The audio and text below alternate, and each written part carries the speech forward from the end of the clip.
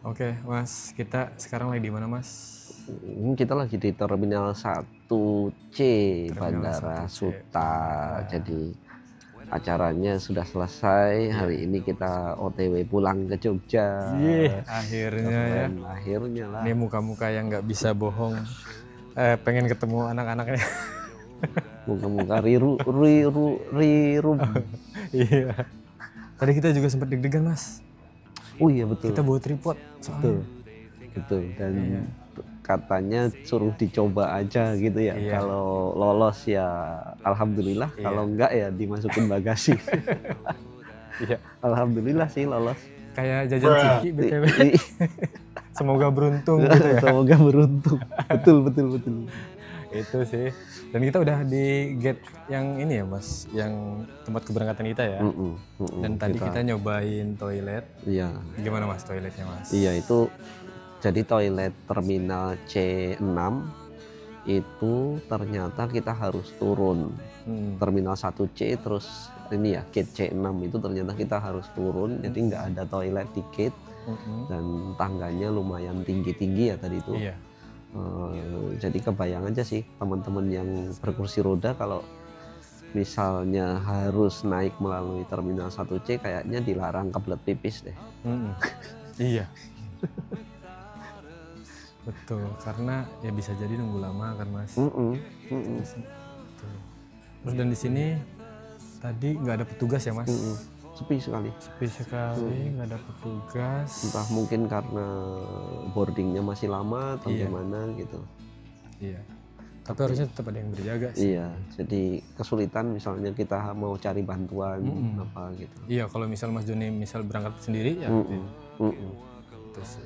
Sebenarnya kalau sendiri biasanya ini sudah di assist dari depan dari proses check-in. Check-in gitu ya.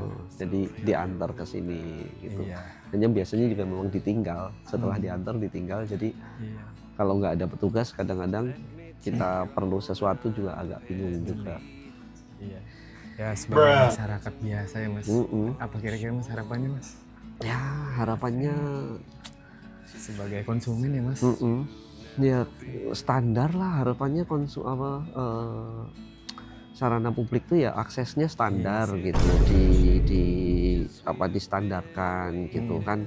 Kalau di terminal 3 misalnya tuh toilet akses tuh sudah ada tuh di gate sampai di gate mudah gitu meskipun jalan agak jauh gitu tapi kan tetap bisa gitu.